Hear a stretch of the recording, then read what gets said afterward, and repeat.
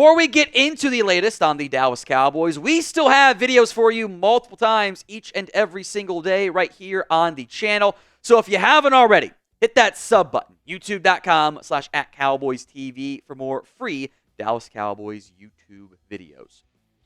Let's begin with this update from friend of the show, Mike Fisher, who reports that Mike McCarthy is selling his $5.7 million Dallas area mansion. I believe it's in Allen, Texas, is where it is right now. This is the details of what's happened with McCarthy as reported by Fish. July 2024, McCarthy puts his home up for sale. Now in November, he's found a buyer. That the sale is now pending, and it will be sold once all the I's are dotted and the T's are crossed, etc. Also worth mentioning as part of this is that after the 2023 campaign ended, McCarthy bought Dan Quinn's house from him. As Dan Quinn, I'm sure, was like, I got to sell this quick. Mike, you're maybe planning on selling yours? Cool. You buy mine, you sell yours, it'll be fine. Whatever the exact timing was there is, I'm sure, not quite fully known, but bought the Dan Quinn house instead. So, to recap, Big Mike sold the big house and going to keep the smaller house, at least for now, in the Dallas area. So, what does this mean? What does this mean? I don't think very much in the end. Look, we all know what the future is about to be for Mike McCarthy. It's not going to be in Dallas. It's going to be somewhere else. Maybe coaching, maybe not. So when he sells his house or houses, I don't know if that really matters all that much. I don't think it's some smoking gun of, he's getting fired. Like, still has a house. Downsize a little bit. Kids are getting older. Doesn't need it. Now, I will make note. Jerry again said there was not going to be an in-season move. They're not going to fire Big Mike right now. They don't want to fire coaches mid-season. Blah, blah, blah. That's fine. We know what's coming. He's not going to be here. Coming off a loss against the Houston Texans, there are two games that stand out to me as potential, okay, got to make a change moments, and I have had enough at this point. It's not this week, because you go from Sunday to Thursday game. That's teams don't make changes then.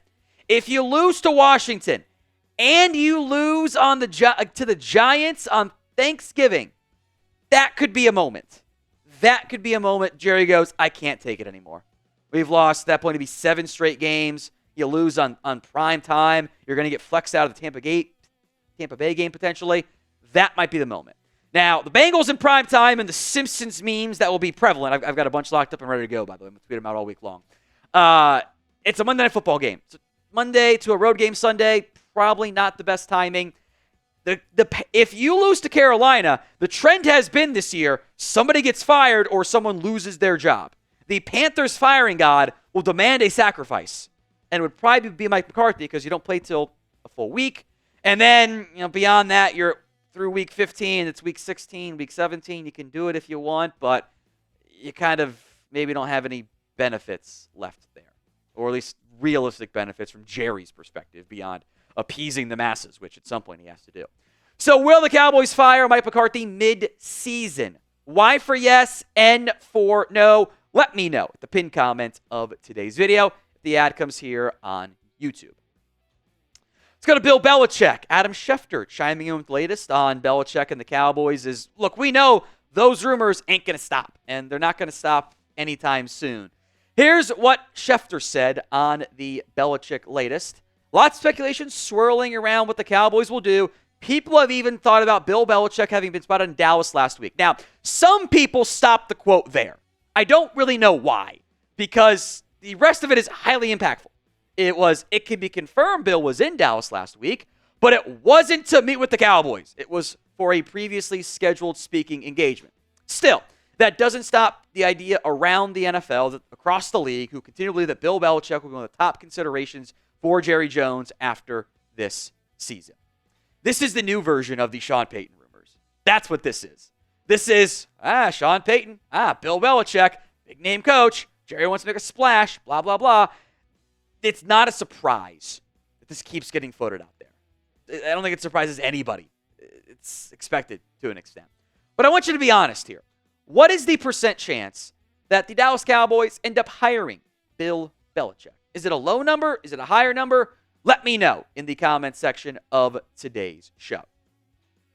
Now, I will make note, not just the Cowboys getting linked right now. Jacksonville also getting pushed as a potential destination since he's not going to go to the Jets, and the Saints don't make much sense, feels like, fit-wise either.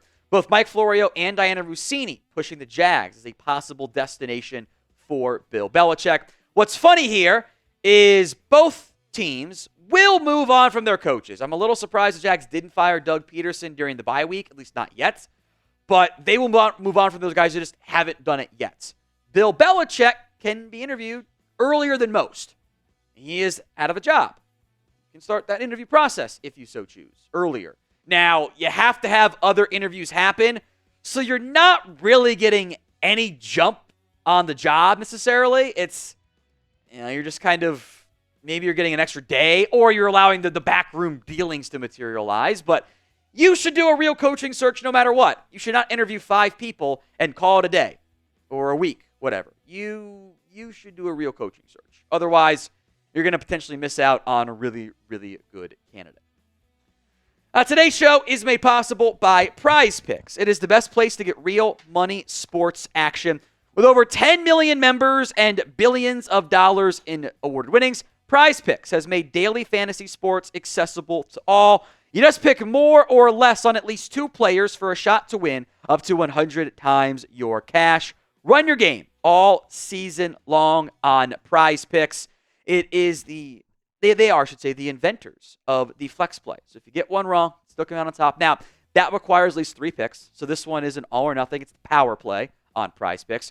Christian McCaffrey more than yards on the ground, and the Christian Watson return to regression game, which is less than 43.5 yards receiving, of course. Go to prizepicks.com/CLNS and use code CLNS to get $50 instantly after you play your first $5 lineup. It's prizepicks.com/CLNS and use code CLNS. It's Prize Picks. Run your game. Michael Irvin continued his campaign to get Deion Sanders to the Dallas Cowboys. He asked Deion about it on one of the FS1 shows, alluded to it with the disastrous Netflix fight with Jerry Jones, and now is claiming sources have told him that Deion would take the Dallas Cowboys head coaching job, despite his public comments against it, if they drafted Shedeur Sanders. And the implication from Michael was that Deion was his source on that front, which something tells me Deion might not like that, by the way, might not like that laundry being aired. Here's the problem. As we've discussed before, Shedeur Sanders ain't happening. This Diana Rossini has mentioned it. Multiple other reporters have said, nah, this is not a realistic play for Dallas. Maybe a different team, like the Raiders could maybe go down that path there. But this is not a feasible, realistic option. And the big issue is the money. You can trade Dak and have a $103 million cap hit. Now, you're also eating massive dead money, not getting your roster better at beyond maybe the quarterback spot. And I think I speak for a lot of people here. I'd be willing to do this. Still, I would eat it if I were in quarterback range. If I thought this was a Trevor Lawrence, Joe Burrow, etc., Caleb Williams-esque prospect. They're like, yeah, this is a no-doubt number 1 overall pick. I like Shedeur. That's not who Shedeur is as a prospect. It's okay to admit that and still say he's probably going to be my number 1 guy. So now you're just downgrading at quarterback, at least short term. Maybe it's better long term, who knows. And not having draft assets, not having cap hits, it doesn't make any sense. It's not a realistic, rational plan beyond big media headlines. So who do you want as the next Cowboys head coach? Belichick, Deion, somebody else altogether? Let me know in the comments section of today's show. Cowboys injury updates go with Jake Ferguson. He left and was very quickly ruled out with a concussion against the Houston Texans. Jerry Jones making a comment that they didn't like what they saw. They were worried about him there. Kind of made a comment like after the game it was pretty obvious, which makes me think that he was still showing some symptoms of his concussion, which is not a good sign. So concussion protocol, it's a week, it's 2 weeks, it's whatever. But you play on Sunday now. You've got 6 days I don't think he's going to be out there, which means more Brevin Spanford, more Luke Schoonmaker. They'll do more Princeton fan as well. Leaves them thin at the tight end. But hopefully Hunter Lipke is back for this week's game as well. And then your offensive line just got decimated by this one. Tyler Guyton goes down. Tyler Smith goes down. Zach Martin goes down. And it's the Martin one that is maybe the most disheartening in general. Suffered injury apparently to both ankles. In a season where he has been banged up, it's the back, it's the shoulder, it's been all kinds of things. This is the end of Zach Martin. And it's frankly just not fair that this is how it ends for a first ballot, I would argue, Hall of Famer and a no doubt Hall of Famer, one of the greatest guards to ever play the game. This is not fair.